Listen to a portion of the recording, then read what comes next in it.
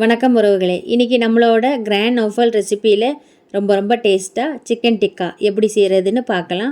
Chicken tikka பண்ணுறதுக்கு chicken பீஸை இந்த மாதிரி கொஞ்சம் பெரிய பீஸாகவும் எல்லா பீஸையும் ஒரே அளவில் கட் பண்ணிக்கோங்க.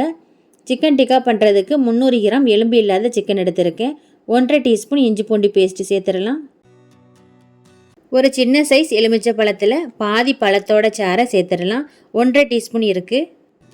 1/4 டீஸ்பூன் உப்பு சேர்த்து நல்லா கலந்து விட்டுக்கோங்க. இதை அப்படியே 40 நிமிஷம் ஊற வச்சுக்கோங்க. 40 நிமிஷத்துக்கு அப்புறம் திறந்துடலாம். 2.5 டேபிள் ஸ்பூன் கெட்டியான தயிர் சேர்த்துக்கோங்க. 1.5 டீஸ்பூன் காஷ்மீரி மிளகாய் பொடி, 1/4 டீஸ்பூன் கரம் மசாலா, 1/2 டீஸ்பூன் சீரகத்தூள், 1/4 டீஸ்பூனுக்கும் குறைவாக மஞ்சள் தூள். நம்ம சேர்த்த மசாலாவுக்கு கொஞ்சமாக உப்பு சேர்த்து கலந்து விட்டுறலாம்.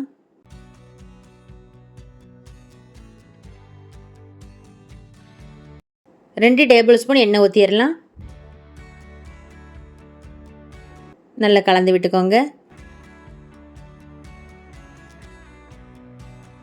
இதை 4லேருந்து 5 மணி நேரம் ஊற வச்சுக்கோங்க ஃப்ரிட்ஜில். இப்போ திறந்துடலாம். சிக்கன் மசாலாவில் நல்ல ஊறி வந்துருச்சு. ஒருக்க கலந்து விட்டுறலாம்.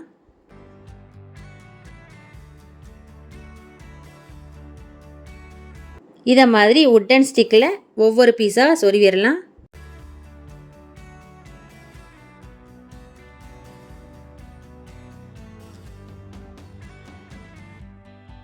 இதை மாதிரி ரெடி பண்ணிக்கோங்க. பேனில் 2 டேபிள் ஸ்பூன் எண்ணெய் ஊற்றிடலாம். எல்லா பக்கமும் பரப்பி விட்டுறலாம்.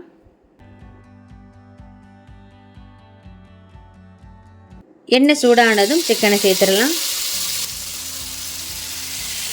எல்லா பக்கமும் திருப்பி வச்சு வேக வச்சுக்கோங்க. தீ அதிகமாக வைக்காமல் மீடியமாகவே வச்சுக்கோங்க. சிக்கன் டிக்கா எல்லா பக்கமும் ஒன்று போல் வெந்து வரும். இப்போ எல்லா பக்கமும் வெந்து ரெடி ஆகிருச்சு. எடுத்துடலாம். இதை போல் வேக வச்சுக்கோங்க.